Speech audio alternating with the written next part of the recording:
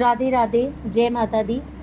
हम लोग पढ़ रहे थे श्री दुर्गा सप्तशती पाठ, जिसका हम लोगों ने कल 10 अध्याय तक पाठ कर लिया था।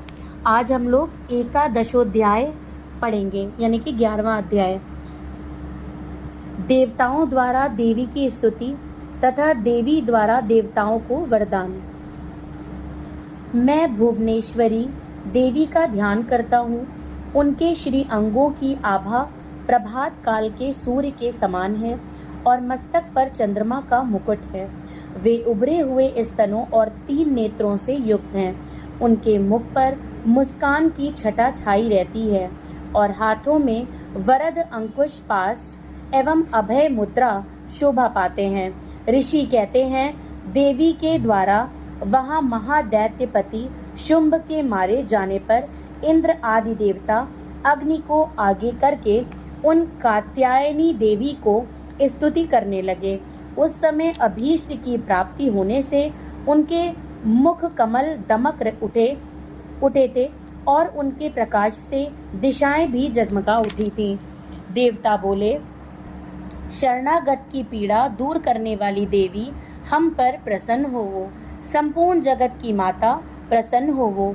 विश्वेश्वरी विश्व की रक्षा करो। देवी तुम ही चराचर जगत की अधीश्वरी हो। तुम इस जगत का एकमात्र आधार हो, क्योंकि पृथ्वी रूप में तुम्हारी ही स्थिति है। देवी तुम्हारा पराक्रम अलंघनीय है। तुम ही जल रूप में स्थित होकर संपूर्ण जगत को तृप्त करती हो। तुम अनंत बल संपन्न वैष्णवी शक्ति हो। इस विश्व की कारणभूता परा माया हो। देवी तुमने इस समस्त जगत को मोहित कर रखा है। तुम ही प्रसन्न होने पर इस पृथ्वी पर मोक्ष की प्राप्ति करती हो। देवी संपूर्ण विद्याएं तुम्हारे ही भिन्न भिन्न स्वरूप हैं। जगत में जितनी स्त्रियां हैं वे सब तुम्हारी ही मूर्तियां हैं। जगदम्ब एकमात्र तुमने ही इस विश्व को व्याप्त कर रखा है। तुम्हारी स्तुति क्या हो सकती है?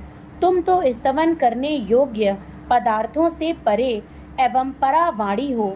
जब तुम सर्वस्व स्वरूपा देवी स्वर्ग तथा मोक्ष प्रदान करने वाली हो, तब इसी रूप में तुम्हारी स्तुति हो गई।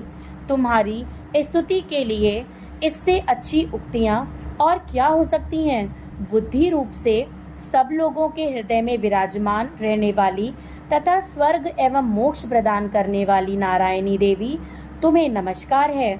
कला, काष्ठा आदि के रूप से क्रमशः परिणाम की ओर ले जाने वाली तथा विश्व का उपसंहार करने में समर्थ नारायणी, तुम्हें नमस्कार है। नारायणी तुम सब प्रकार का मंगल प्रदान करने वाली मंगलमयी हो, कल्याणदायिनी शिवा हो। सब पुरुषास्त्रों को सिद्ध करने वाली शरणागत वत्सला, 3 नेत्रों वाली एवं गौरी हो, तुम्हें नमस्कार है। तुम सृष्टि, पालन और संहार की शक्तिभूता सनातनी देवी, गुणों का आधार तथा सर्व गुणमयी हो। नारायणी तुम्हें नमस्कार है। शरण में आए हुए तीनों दीनों एवं पीड़ितों की रक्षा में संलग्न रहने वाली तथा सबकी पीड़ा दूर करने वाली नारायणी देवी, तुम्हें नमस्कार है। नारायणी तुम ब्रह्मांडी का रूप धारण करके हंसों से जुते हुए विमान पर बैठती तथा कुश मिश्रित जल छिड़कती रहती हो, तुम्हें नमस्कार है।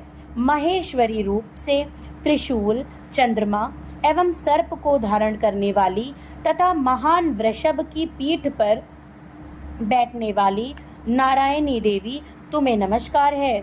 मोरों और मुर्गों से घिरी रहने वाली तथा महाशक्ति धारण करने वाली कौमारी रूप धारणी निष्पापे नारायणी, तुम्हें नमस्कार है। शंख, चक्र, गदा और शांग्र धनुष रूप उत्तम आयुधों को धारण करने वाली वैष्णवी शक्ति रूपा नारायणी, तुम प्रसन्न होवो, तुम्हें नमस्कार है। हाथ में भयानक महाचक्र दिए और दाढ़ों पर धरती को उठाए वाराही रूप धारणी कल्याणमयी नारायणी, तुम्हें नमस्कार है। भयंकर नृसिंह रूप से दैत्यों के वध के लिए उद्योग करने वाली तथा त्रिभुवन की रक्षा में संलग्न रहने वाली नारायणी तुम्हें नमस्कार है। मस्तक पर किरीट और हाथ में महावज्र धारण करने वाली, सहस्त्र नेत्रों के कारण उद्दीप्त दिखाई देने वाली और वृतासुर के प्राणों का अपहरण करने वाली इंद्र शक्ति रूपा नारायणी देवी तुम्हें नमस्कार है। शिवदूती रूप से दैत्यों की महती सेना का संहार करने वाली, भयंकर रूप धारण तथा विकट गर्जना करने वाली नारायणी तुम्हें नमस्कार है। दाढ़ों के कारण विकराल मुख वाली, मुंड माला से विभूषित मुंड मर्दनी चामुंडा रूपा नारायणी तुम्हें नमस्कार है। लक्ष्मी, लज्जा, महाविद्या, श्रद्धा, पुष्टि, स्वधा, ध्रुवा, महारात्रि तथा महाअविद्या रूपा नारायणी तुम्हें नमस्कार है।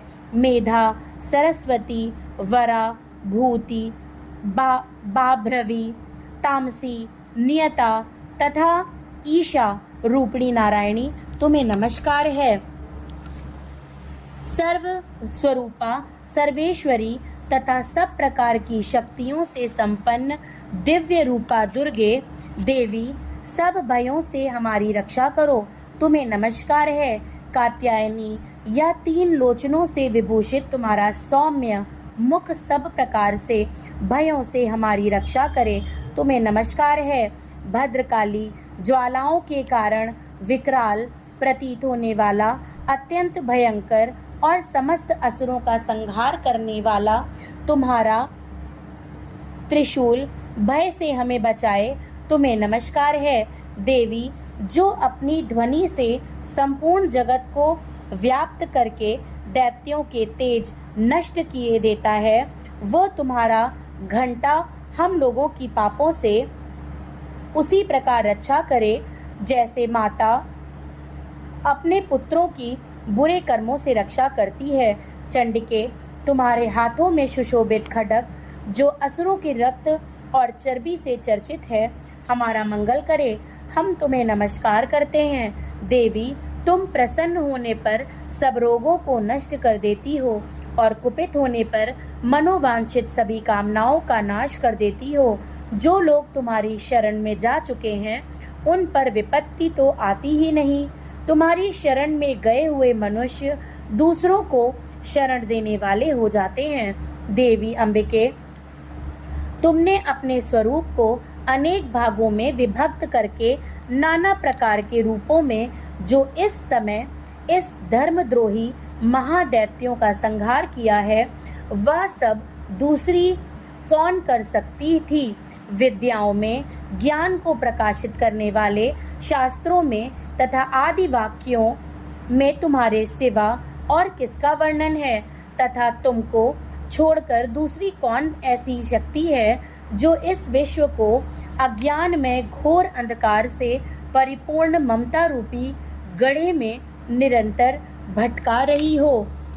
जहाँ राक्षस, जहाँ भयंकर विष वाले सर्प, जहाँ शत्रु, जहाँ लुटेरों की सेना और जहाँ दावानल हो, वहाँ तथा समुद्र के बीच में भी साथ रहकर तुम विश्व की रक्षा करती हो।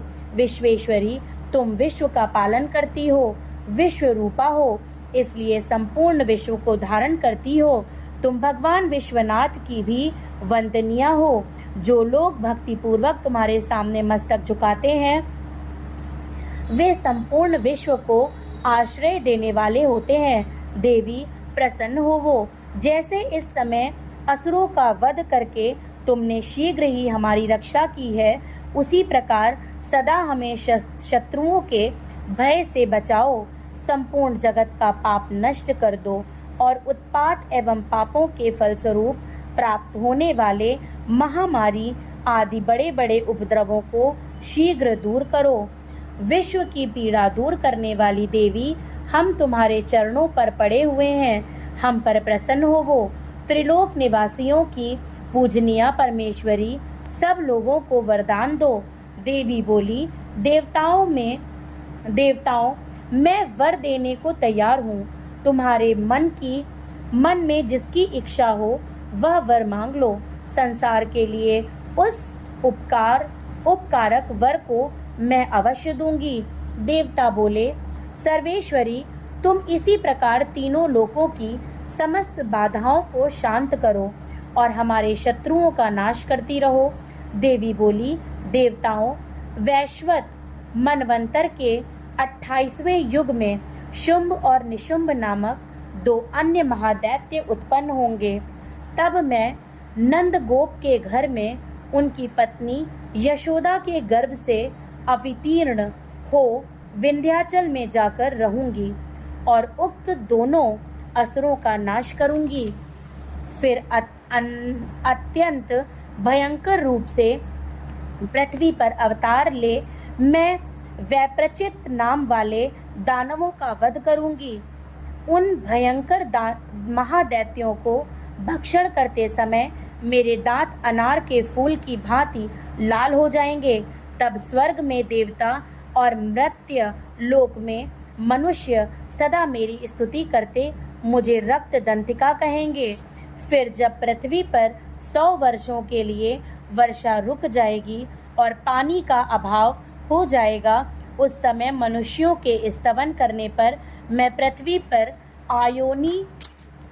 आयोनिजा रूप में प्रकट होंगी और 100 नेत्रों से मुनियों को देखूंगी। अतः मनुष्य शताक्षी इस नाम से मेरा कीर्तन करेंगे। देवताओं, उस समय मैं अपने शरीर से उत्पन्न हुए शाकों द्वारा समस्त संसार का भरण पोषण करूंगी। जब तक वर्षा नहीं होगी तब तक वे शाक ही सबके प्राणों की रक्षा करेंगे। ऐसा करने के कारण पृथ्वी पर शाकंभरी के नाम से मेरी ख्याति होगी। उसी अवतार में मैं दुर्गम नामक महादैत्य का वध भी करूंगी। इससे मेरा नाम दुर्गा देवी के रूप में प्रसिद्ध होगा। फिर मैं जब भीम रूप धारण करके मुनियों की रक्षा के लिए हिमालय पर रहने वाले राक्षसों का भक्षण करूंगी, उस समय सब मुनि भक्ति से नतमस्तक होकर मेरी स्तुति करेंगे। तब मेरा नाम भीमा देवी के रूप में विख्यात होगा। जब अरुण नामक दैत्य तीनों लोकों में भारी उपद्रव मचाएगा, तब मैं तीनों लोकों का हित करने के लिए 6 पैरों वाले असंख्य भ्रमरों का रूप धारण करके उस महादैत्य का वध करूंगी। उस समय सब लोग भ्रामरी के नाम से चारों ओर मेरी स्तुति करेंगे। इस प्रकार जब जब संसार में दानवी बाधा उपस्थित होगी, तब तब अवतार लेकर मैं शत्रुओं का संहार करूंगी। इस प्रकार श्री मार्कंडेय पुराण में सार्वणिक मनवंतर की कथा के अंतर्गत देवी महात्म्य में देवी स्तुति नामक 11वां अध्याय पूरा हुआ। जय माता दी।